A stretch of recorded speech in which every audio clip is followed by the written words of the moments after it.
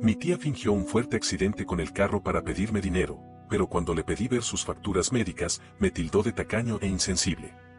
Mi tía Laura siempre ha tenido un talento innato para manipular la realidad a su antojo, torciendo los hechos con una facilidad que raya en lo teatral, como si su vida fuera una telenovela en la que ella, y solo ella, tenía el derecho exclusivo de ocupar el rol de víctima.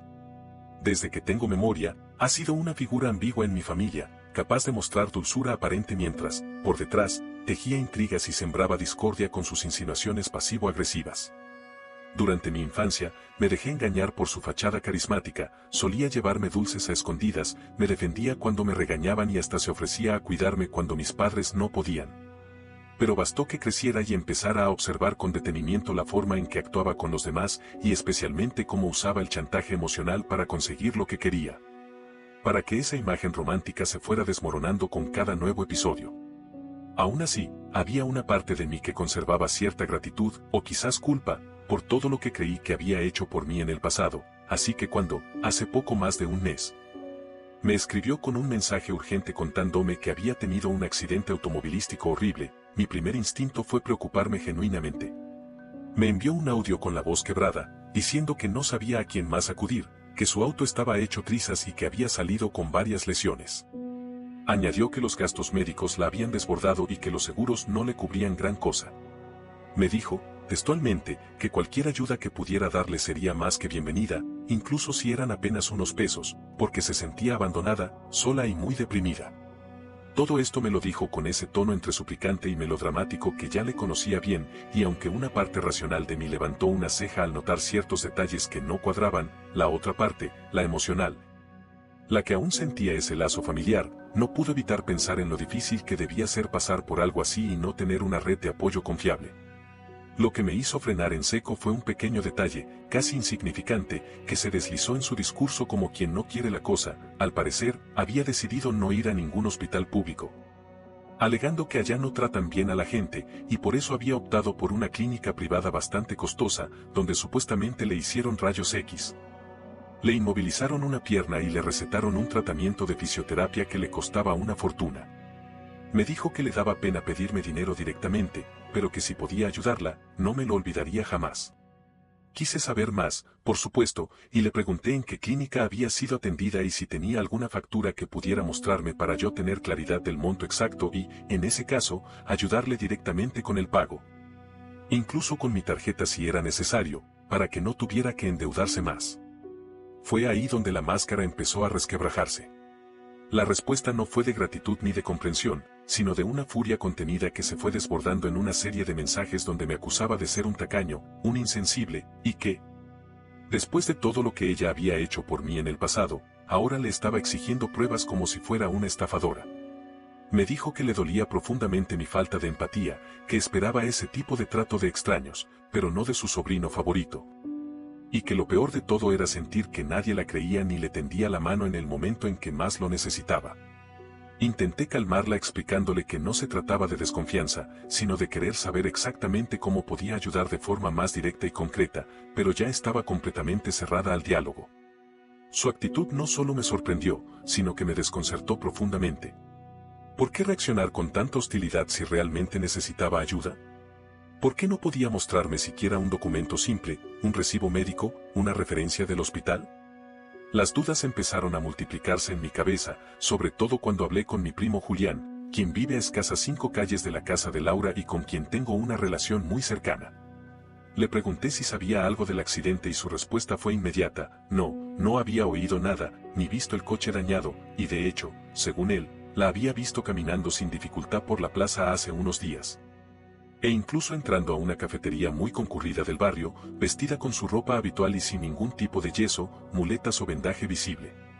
Me dijo, con ese tono medio burlón que usa cuando se huele algo raro, que si realmente había estado en un accidente, lo estaba llevando con una recuperación milagrosa.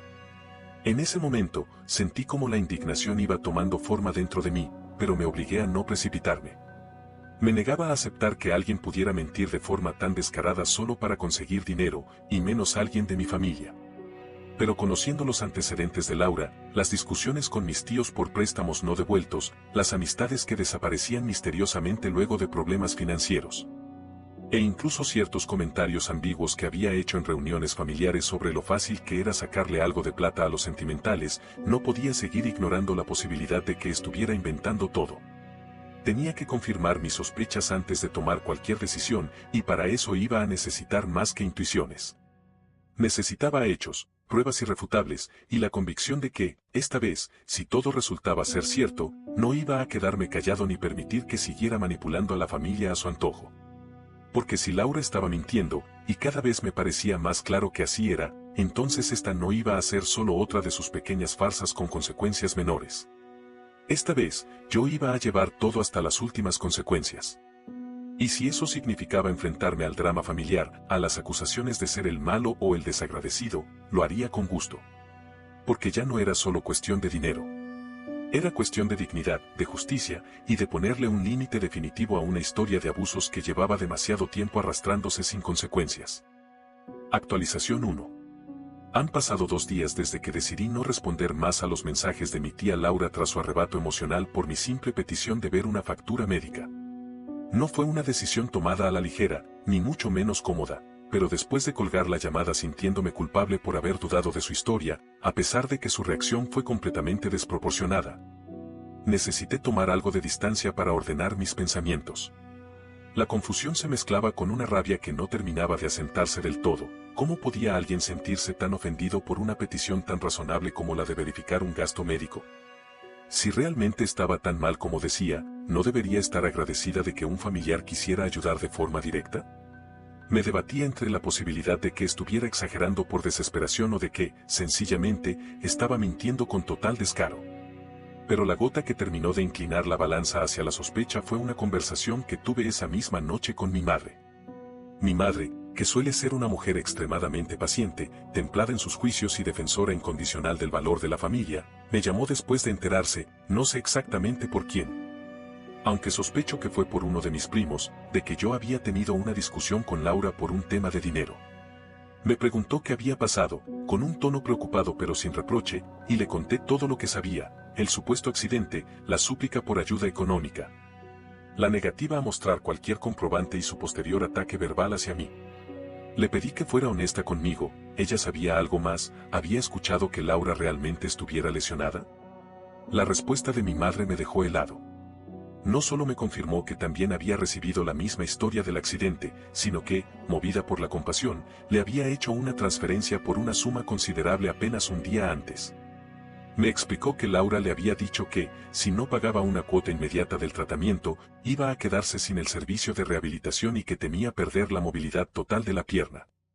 Mi madre, que es jubilada y vive con un presupuesto ajustado, no tenía ese dinero disponible en el banco, así que se vio obligada a retirarlo de sus ahorros personales. Lo hizo sin dudar, convencida de que su hermana menor realmente estaba al borde de una crisis médica.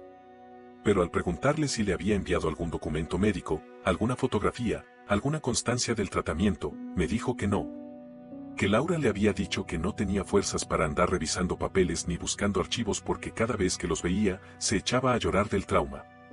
Y ahí fue cuando mi madre, de manera tímida, comenzó a preguntarse si no habría sido demasiado impulsiva. Me confesó, casi con vergüenza, que había intentado escribirle después para preguntarle en qué clínica había sido tratada y si podía hacer el pago directamente allí, y que Laura no solo evitó la pregunta, sino que se mostró evidentemente molesta y cortante, diciendo que se sentía decepcionada de que incluso ella, su propia hermana, la estuviera cuestionando. Esa conversación con mi madre fue lo que terminó de confirmar mis sospechas. Si Laura realmente hubiera estado hospitalizada y con lesiones tan graves como las que describía, no tendría problema alguno en decir en qué lugar fue atendida. Ninguna persona honesta rechazaría la ayuda directa para el tratamiento solo porque alguien pida verificar el destino del dinero. Por el contrario, si la situación fuera real, cualquier enfermo querría resolver el problema lo más rápido posible y agradecería que un familiar quisiera pagar directamente a la clínica para aligerarle la carga. Pero Laura no solo rechazó esa opción, sino que se sintió ofendida de forma desmedida ante la sola insinuación de mostrar pruebas, lo cual, por más que tratara de justificarlo con frases como no quiero que me vean como una carga o me duele recordar lo que pasó, no hacía más que demostrar que estaba ocultando algo. Esa misma noche decidí hablar con Julián, mi primo, que vive en la misma ciudad que Laura y que tiene un carácter mucho más pragmático que el mío. Siempre ha sido alguien directo, sin filtros, pero también con un sentido del humor que le permite suavizar las verdades más incómodas. Le conté todo lo que había pasado y le pregunté si había visto algo raro últimamente, algún cambio de rutina en Laura, algún rastro de accidente, algún movimiento extraño. Su respuesta fue un resoplido burlón seguido de una frase que no me voy a olvidar: ¿accidente? ¿Cuál accidente? Si esa mujer está más entera que nunca. El otro día la vi salir de la peluquería y entrar a una boutique. Estaba caminando como si nada, riéndose por teléfono, sin muletas, sin yeso, sin nada. Te lo juro, parecía estar de paseo, no en recuperación de un accidente. Esa imagen que me describió Julián fue como un balde de agua fría. Si Laura realmente había tenido un accidente de la magnitud que describía, y si estaba tan mal como para pedirle dinero a media familia. ¿Cómo era posible que estuviera saliendo de peluquerías y tiendas sin mostrar señales visibles de dolencia? Decidí entonces que ya no podía quedarme en la mera sospecha. Tenía que empezar a recolectar información concreta. Así que le pedí a Julián que, si tenía oportunidad, tratara de hacerle una visita o incluso de averiguar, de forma discreta, si algún vecino o comerciante cercano había visto algo fuera de lo normal. Julián, que entendió perfectamente mis intenciones y compartía mi indignación, aceptó con gusto.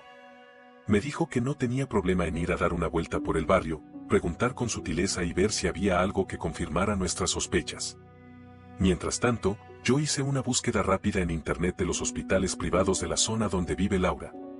Llamé a 2 de los más cercanos, haciéndome pasar por un familiar que buscaba confirmar si una persona con su nombre había sido ingresada por un accidente automovilístico en las últimas 2 semanas. En ambos lugares me respondieron, con educación, que no podían darme información por teléfono, pero que no tenía ningún registro reciente con ese nombre en urgencias, lo cual ya me decía bastante. Aunque no podía considerarse una prueba definitiva, sí reforzaba la creciente convicción de que todo el relato de mi tía había sido un montaje cuidadosamente elaborado para manipular a quienes aún conservábamos algún vínculo emocional con ella. Ya no se trataba solamente de mí. Laura había comenzado a tejer su red de mentiras por todo el árbol familiar, y lo más preocupante era que muchos de los nuestros, personas mayores, confiadas o simplemente movidas por el afecto, estaban cayendo una vez más en su juego. Pero lo que ella no contaba era que esta vez, yo estaba dispuesto a llegar al fondo del asunto. Porque lo que empezó como una historia dudosa ahora se perfilaba como una estafa emocional a gran escala. Y si tenía razón, si todo era efectivamente una farsa, entonces no solo iba a desenmascararla, sino que iba a asegurarme de que todos los que habían sido manipulados conocieran la verdad. Aunque eso significara dinamitar lo poco que quedaba de los lazos familiares. Porque hay un punto en el que la compasión deja de ser virtud y se convierte en complicidad. Y yo no estaba dispuesto a cruzar esa línea. Actualización 2. Ha transcurrido una semana desde la conversación con mi primo Julián y, desde entonces, las piezas de este rompecabezas han comenzado a encajar de una forma tan grotesca como reveladora.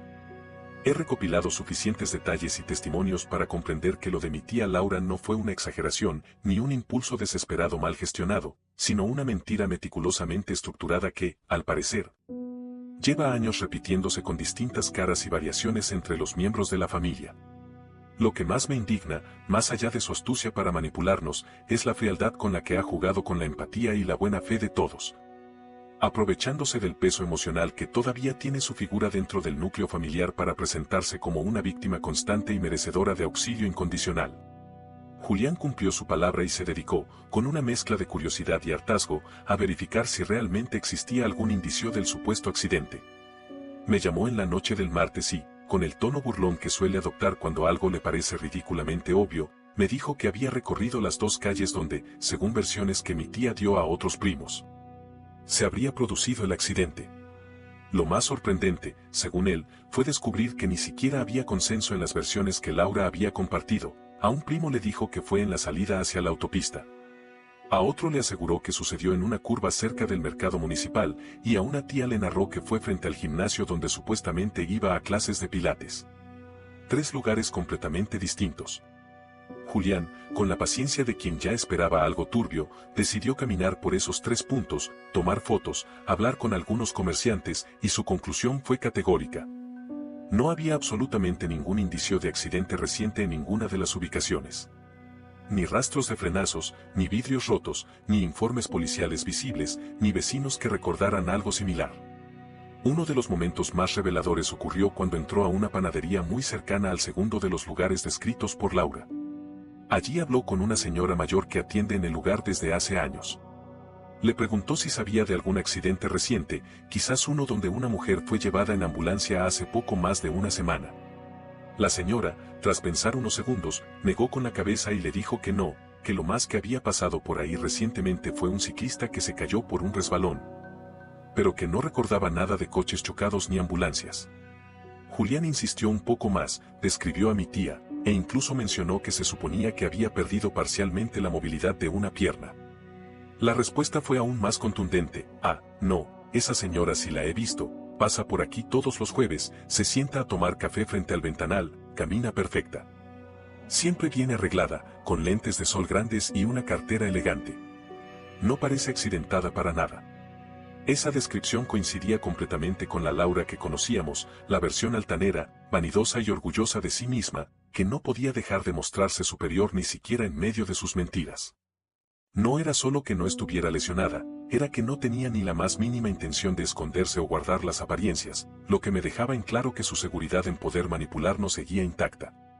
Me imaginé su rostro, con esa mezcla de falsa humildad y mirada calculadora, al momento de enviar sus mensajes lacrimógenos por WhatsApp, como si cada palabra estuviera perfectamente diseñada para presionar los puntos débiles de quienes alguna vez le creímos. Pero lo que terminó de volcar mi indignación en una decisión definitiva fue enterarme, a través de otra prima, Mariana, hija de una hermana mayor de Laura, que mi tía no solo me había pedido dinero a mí y a mi madre, sino que también había contactado, en un intervalo de 3 días, a no menos de 5 personas más dentro del círculo familiar con versiones levemente diferentes del mismo accidente. En cada una, los detalles eran modificados estratégicamente. En una, decía que había sido arrollada por un conductor borracho; en otra, que fue un choque múltiple y que salió viva de milagro; en una tercera, aseguraba que había perdido momentáneamente la conciencia y que despertó en una sala de emergencias donde le hicieron radiografías de emergencia. Pero lo más escandaloso es que, en cada una de esas versiones, el nombre del hospital cambiaba, y los montos de los gastos también. A Mariana le pidió ayuda para una supuesta cirugía menor; a mi tío Darío, le dijo que necesitaba pagar una ambulancia privada que no cubría el seguro; a una tía abuela, incluso le aseguró que estaba en peligro de ser desalojada porque había usado el dinero del alquiler para comprar medicamentos. No solo era una mentira, era una estrategia repetida en cadena, con variaciones personalizadas según la susceptibilidad emocional del interlocutor. Me pareció tan perverso que, por un momento, me sentí paralizado. Era como si toda la estructura de nuestra familia estuviera siendo atravesada por los tentáculos de una manipulación emocional deliberada y sistemática, diseñada para activar la culpa, la compasión y el sentido de obligación filial que tantos de nosotros aún mantenemos por costumbre o por nostalgia. Laura no se limitó a mentir, construyó un ecosistema de mentiras con múltiples versiones, consciente de que nadie en la familia solía cruzar información entre sí porque todos asumíamos, erróneamente, que cada conversación con ella era única. Su plan dependía, precisamente, de esa desconexión entre nosotros. Contaba con que nadie se comunicara a fondo para contrastar los detalles. Y por años, tal vez le había funcionado. Pero esta vez no. Esta vez algo se quebró, quizás porque la mentira fue tan burda, o porque la situación económica de muchos ya no permitía ceder sin cuestionamientos. Lo cierto es que varios de los que ya habíamos hablado empezamos a hacer circular la información. Primero entre nosotros, luego con otros familiares más lejanos.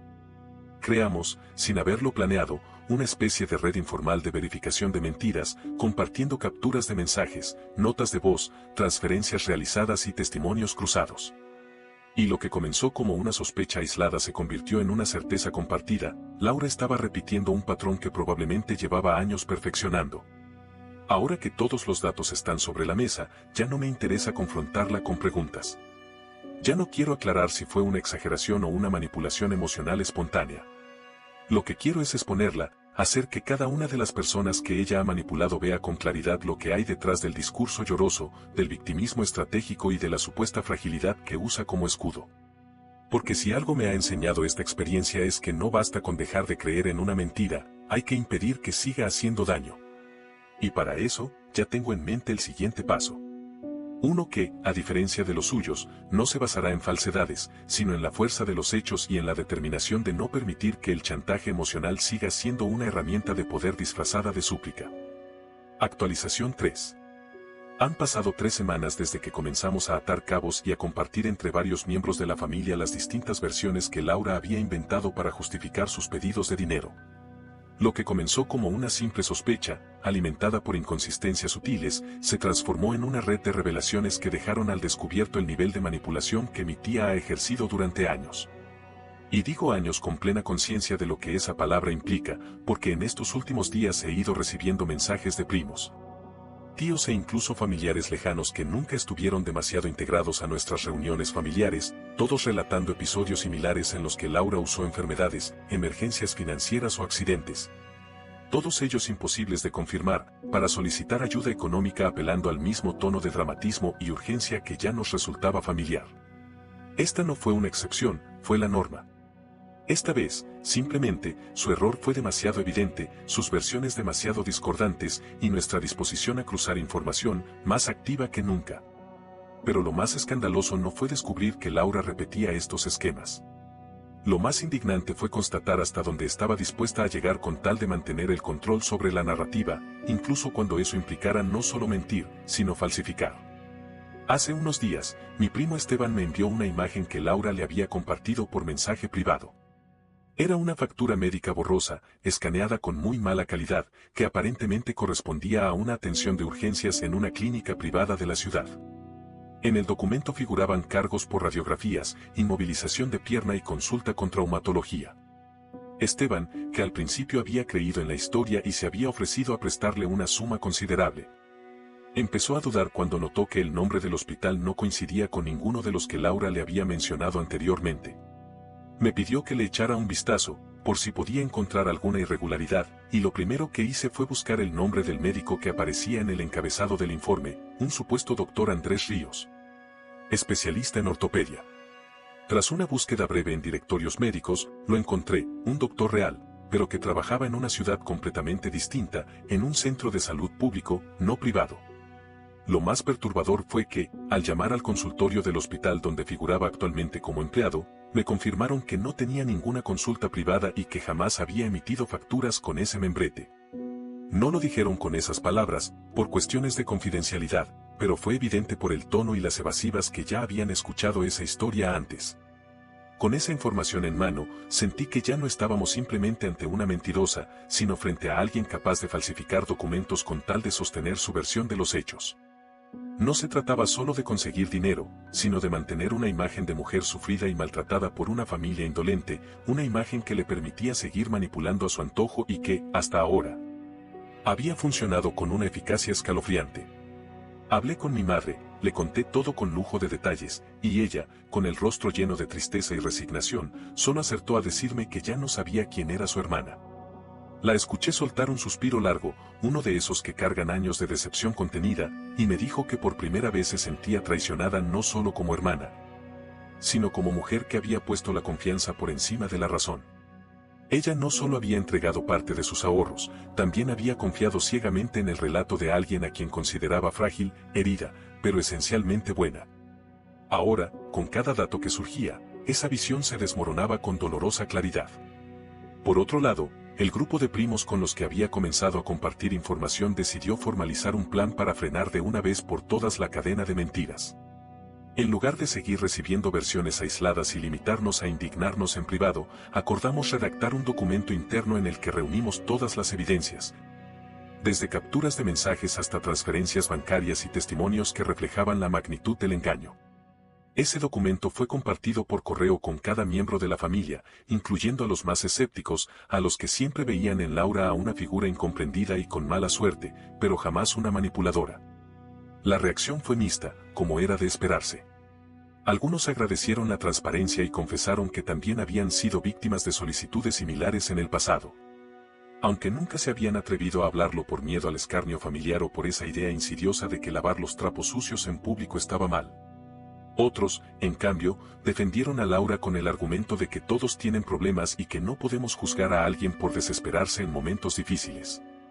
Pero incluso estos últimos, al ver las inconsistencias y los documentos falsificados, comenzaron a guardar silencio.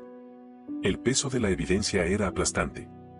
Sin embargo, lo que terminó de convencerme de que esta vez la verdad iba a imponerse fue lo que sucedió apenas 2 días después de la circulación del documento.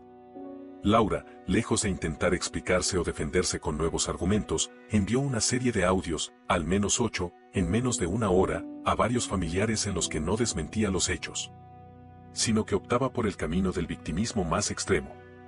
En lugar de aclarar por qué las facturas eran falsas o por qué había dado versiones distintas del accidente, se dedicó a lanzar acusaciones emocionales contra todos nosotros. En uno de los audios, que llegó a mis manos porque Mariana me lo reenviara con indignación, Laura decía textualmente que se sentía acorralada por una jauría de familiares sin corazón, que solo estaban esperando verla caer para sentirse superiores. Añadió que, si algún día le pasaba algo de verdad, nadie iba a mover un dedo, y que eso solo demostraba lo podrida que estaba nuestra familia por dentro. Pero lo que más me sorprendió no fue su insistencia en tergiversar los hechos, sino su total falta de autocrítica. No hubo un solo reconocimiento de haber mentido, ni una disculpa parcial, ni siquiera una expresión de remordimiento. Todo giraba en torno a cómo nosotros le habíamos fallado, cómo no la entendimos, cómo la malinterpretamos. En uno de los audios, llegó a decir que si alguna vez exageró algo, fue solo porque estaba desesperada y nadie escucha cuando una mujer grita desde el fondo del pozo. Una frase que, sacada de contexto, podría parecer poética o conmovedora, pero que, bajo las circunstancias en las que la pronunció, sonaba cínica y calculada. Como si todavía confiara en que el sentimentalismo pudiera anular la evidencia y restaurar su lugar como víctima indiscutible de nuestra historia familiar. En este punto, ya no había retorno posible. Laura no solo había perdido nuestra confianza, había destruido su propia credibilidad con cada palabra que pronunciaba. La red de mentiras que había tejido con tanto esmero se le vino abajo, no por una gran revelación, sino por la persistencia de quienes nos negamos a seguir mirando hacia otro lado. Y aunque la exposición pública de su engaño causó tensiones familiares evidentes, también fue un acto necesario, una suerte de purga moral que ya no podía postergarse. Porque si bien la familia es un vínculo que merece cuidado y respeto, también es un espacio que necesita límites. Y Laura los había cruzado todos. Ahora, el desafío era decidir cómo seguir, cómo manejar lo que vendría después, y sobre todo, cómo impedir que volviera a usar el mismo libreto bajo otra excusa. Porque si algo había aprendido de todo esto, era que las personas como ella no cambian de un día para otro. Solo ajustan sus métodos. Y por eso, la verdadera batalla apenas estaba comenzando. Actualización 4. Ha pasado poco más de un mes desde que decidimos compartir entre todos los familiares afectados el dossier que recopilaba los distintos testimonios, pruebas y contradicciones que evidenciaban el nivel de manipulación ejercido por Laura, y si bien el ambiente dentro de la familia se ha vuelto denso, cargado de silencios tensos y resentimientos apenas contenidos. También es cierto que, por primera vez, se ha instalado una sensación de claridad, como si la neblina de confusión que durante años nos mantuvo pasivos frente a sus mentiras finalmente se hubiera disipado. Lo que vino después no fue un cierre inmediato, ni una aceptación generalizada, sino un largo proceso de confrontación emocional y moral que cada uno debió enfrentar desde su lugar. Sin embargo, para mí, el punto de inflexión definitivo llegó el día en que organizamos una reunión familiar presencial para enfrentar a Laura cara a cara y obligarla a asumir, al menos una vez en su vida, las consecuencias de sus actos. La reunión fue convocada bajo un pretexto neutral, el cumpleaños de nuestra abuela materna, una mujer ya entrada en años que, si bien no está del todo consciente de los conflictos actuales, aún conserva la lucidez suficiente para reconocer los rostros de sus hijos y nietos y recordar, con una mezcla de nostalgia y ternura, los tiempos en los que la familia se reunía sin necesidad de confrontaciones ni explosiones emocionales. Escogimos su casa precisamente porque sabíamos que Laura no se negaría a asistir a una celebración que, por tradición, nunca se perdía. Además, sabíamos que bajo el techo de la matriarca, las tensiones no estallarían con la misma violencia que en otro lugar. Fue una estrategia fría, lo reconozco, pero necesaria. Ninguno de nosotros quería armar una escena sin antes brindarle la oportunidad de responder.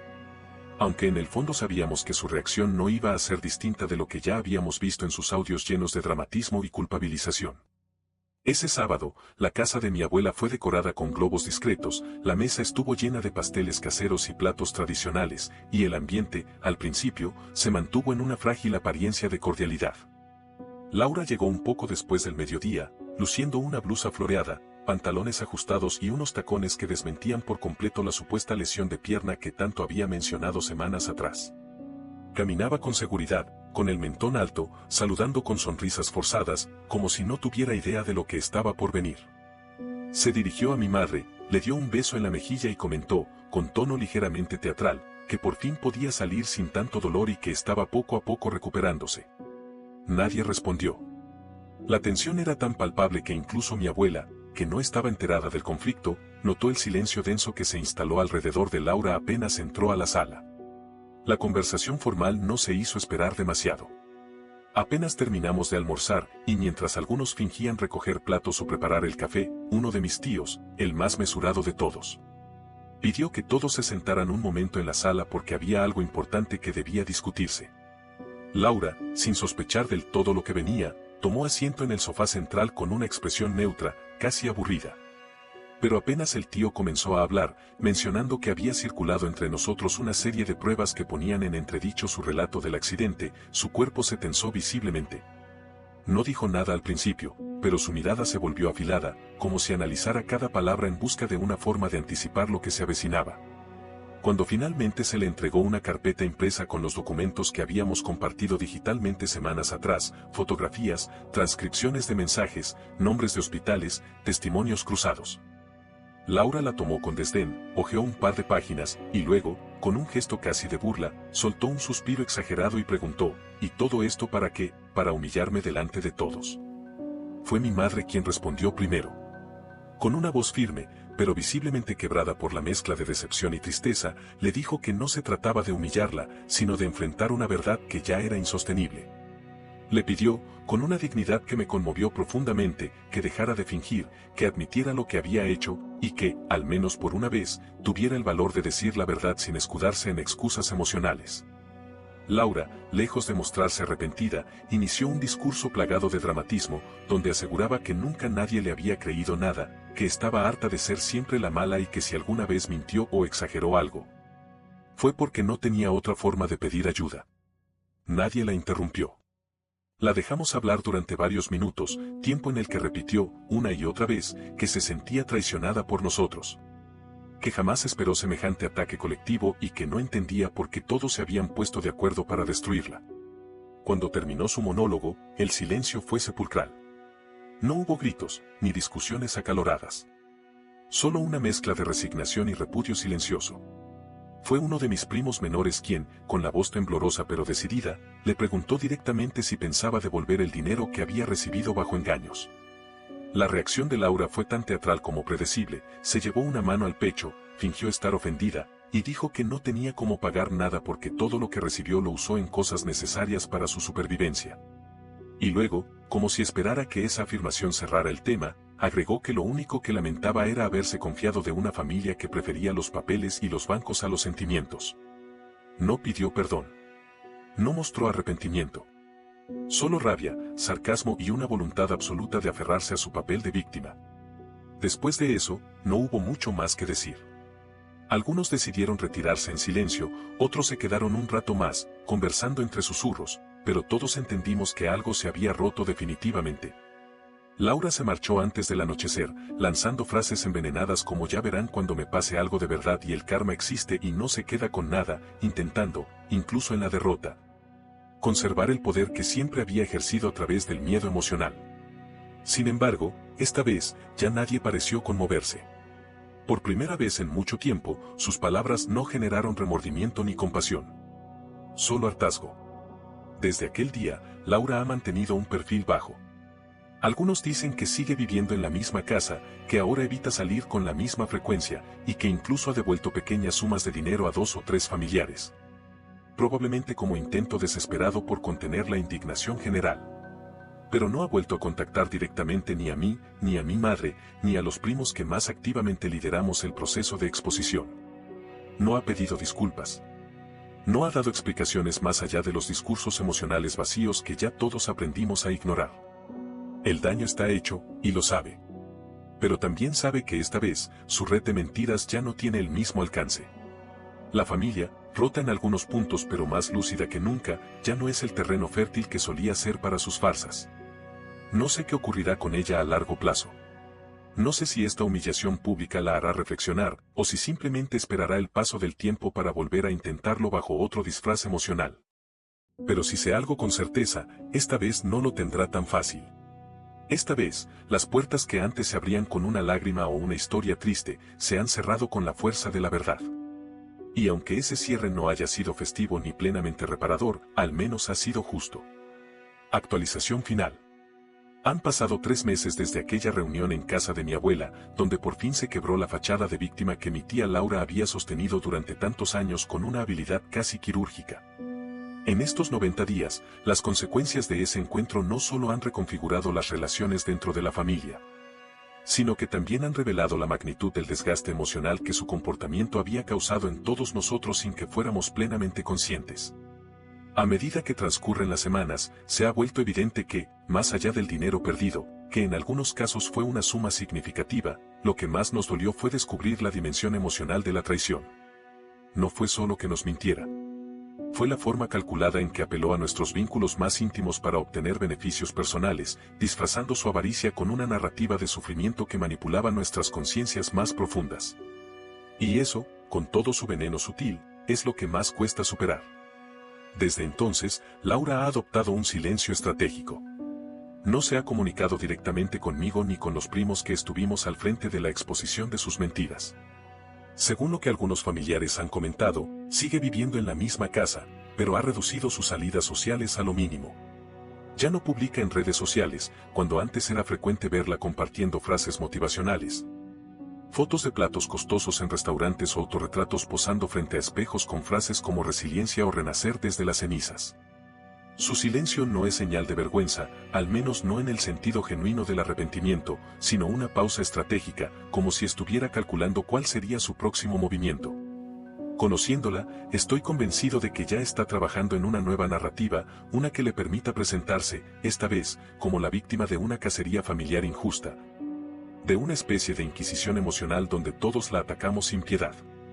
Porque para alguien como Laura, la mentira no es una anomalía, es un recurso. Una herramienta más que se activa cuando todo lo demás falla.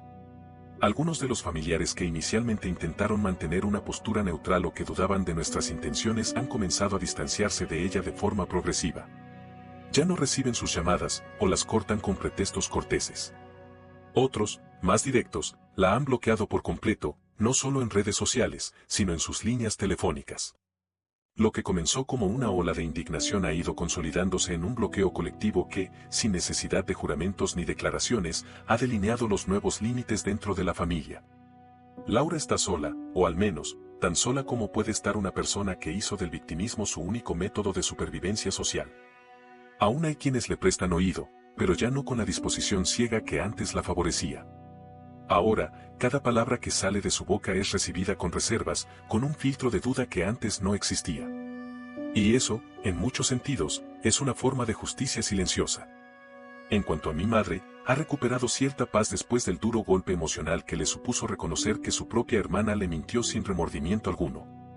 Ha comenzado a salir más con sus amigas, retomó un curso de pintura que había postergado durante meses, y aunque de vez en cuando menciona a Laura con una mezcla de nostalgia y tristeza, ya no lo hace desde la culpa. Habla de ella como se habla de alguien que fue importante en otra etapa de la vida, pero que ya no tiene lugar en el presente. Su proceso ha sido lento pero firme, y verla reconstruir su sentido de confianza me ha dado la certeza de que todo el esfuerzo por exponer la verdad valió la pena. Aunque haya implicado sacrificar la armonía superficial que durante años disfrazó tantas heridas no resueltas. En lo personal, este episodio me transformó en más de un sentido. Aprendí, con dureza, que no todos los lazos de sangre merecen el mismo nivel de lealtad. Que el afecto no puede convertirse en una excusa para tolerar manipulaciones, y que la honestidad, incluso cuando incomoda o divide, siempre será preferible a una paz cimentada en el silencio cómplice. Durante años creí que poner límites era una forma de agresión, pero ahora entiendo que es, en realidad, una expresión profunda de respeto hacia uno mismo y hacia los demás. Y aunque haya quienes todavía nos miran con recelo por haber sido los que rompieron la armonía familiar, sé que hicimos lo correcto. No actuamos desde el rencor, sino desde el hartazgo acumulado de una historia de abuso emocional que ya no podía seguir escondiéndose bajo la alfombra.